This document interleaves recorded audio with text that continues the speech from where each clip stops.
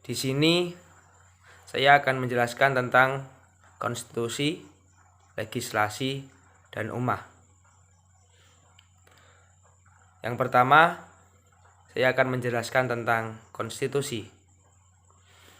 Dalam fikih siyasah, konstitusi biasa disebut dengan dustur.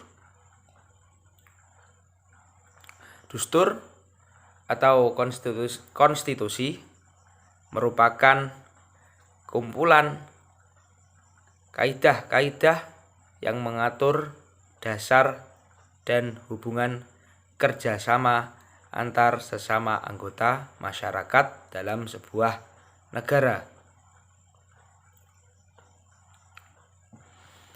Baik itu yang tertulis atau yang tidak tertulis.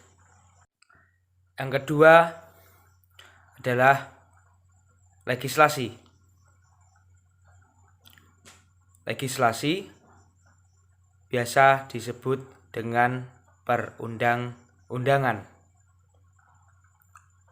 Dalam kajian fikih siyasah, kekuasaan legislasi disebut juga dengan istilah al-sultah al-tashriyah. Apa itu al-sultah al-tashriyah? Yaitu kekuasaan pemerintah dalam membuat dan menetapkan hukum.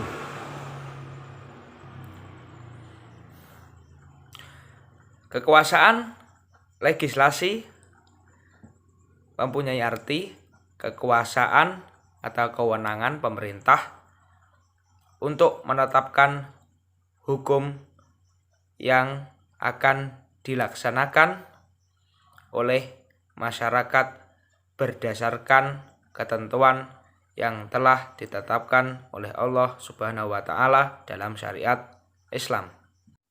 Dan yang ketiga adalah ummah. Dalam Piagam Madinah, kata ummah mempunyai dua arti yang berbeda. Yang pertama, ummah mempunyai arti khusus, yakni masyarakat keagamaan atau orang-orang yang beriman.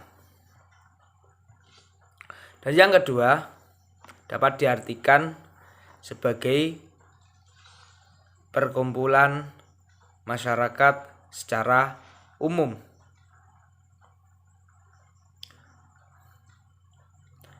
Namun dengan corak masyarakat secara non-muslim itu dipandang tidak merubah keunikan dasar dan kekhususan umat Islam. Kemudian saya akan menjelaskan mengenai konsep majelis syuro. Kata syuro dalam bahasa Indonesia menjadi musyawarah atau mengandung makna segala sesuatu yang dapat diambil atau dikeluarkan dari yang lain, termasuk pendapat, untuk memperoleh kebaikan. Konsep syuro adalah salah satu konsep yang terdapat dalam Al-Quran. Bahkan kata ini diagungkan oleh Allah Subhanahu wa Ta'ala dan diabadikan menjadi nama surat dalam Al-Quran. Dalam Al-Quran yaitu surat Al-Syuro. Syuro adalah suatu proses memaparkan beberapa pendapat yang beraneka ragam dan disertai argumentasi dalam suatu perkara atau permasalahan. Mayoritas ulama syariat dan pakar undang-undang konstitusional meletakkan musyawarah sebagai kewajiban keislaman dan prinsip konstitusional yang pokok di atas prinsip-prinsip umum dan dasar-dasar baku yang telah ditetapkan oleh nas-nas Al-Quran. Konsep ahlul halli wal aqdi. Konsep ahlul halli wal aqdi pertama kali muncul dalam masa Khalifah Umar bin Khattab.